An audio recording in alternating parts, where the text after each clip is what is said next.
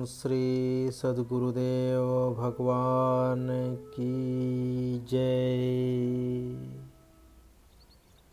सद्गुरु वही है जो शिष्य के अज्ञान अंधकार को अपने निर्मल स्वप्रकाश ज्ञान की विमल ज्योति से हर ले, और शिष्य वही है जो विनय तथा सेवा परायण होकर ज्ञानी गुरु से प्रश्न करे और उनकी आज्ञा अनुसार अपना जीवन निर्माण करे।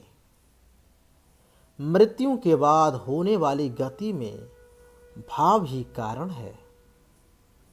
जैसे भक्त भगवान की भक्ति करते हैं, वैसे ही भगवान भी भक्तों की भक्ति करते हैं। सृष्टि के अवसर पर ब्रह्म परमात्मा भगवान श्री कृष्ण स्वयं दो रूपों में प्रकट होते हैं, प्रकृति और पुरुष। उनका दाहिना अंग पुरुष और बायां अंग प्रकृति हुआ। वहीं मूल प्रकृति राधा है। ये ब्रह्म स्वरूपा नित्य और सनातनी है। प्रकृति तो परमात्मा के अधीन रहकर संपूर्ण सृष्टि की रचना करती है, पर जीव प्रकृति के अधीन होकर जन्म मरण के चक्र में घूमता है। तात्पर्य यह है कि परमात्मा तो स्वतंत्र है, पर उनका अंश जीवात्मा सुख की इच्छा के कारण परतंत्र हो जाता है। मोहग्रस्त होकर अपने कर्तव्य के रास्ते से हट जाना मूर्खता है, क्योंकि इससे ना तो तुम्हें स्वर्ग की प्राप्ति होगी और ना ही तुम्हारी कीर्ति बढ़ेगी। जैसे गौवें भगवान श्री कृष्ण की श्री विष्णु की देह स्वरूपा है, उसी प्रकार भगवान शिव भी भगवान श्री विष्णु के शरीर है। भगवान ही इस विश्व का संकल्प करते हैं तथा उसके आदि मध्य और अंत में स्थित रहते हैं। वे प्रकृति और जीव दोनों के स्वामी हैं। उन्होंने ही इस सृष्टि करके जीवों के साथ इसमें प्रवेश किया और शरीरों का निर्माण करके वे ही उनका नियंत्रण करते हैं।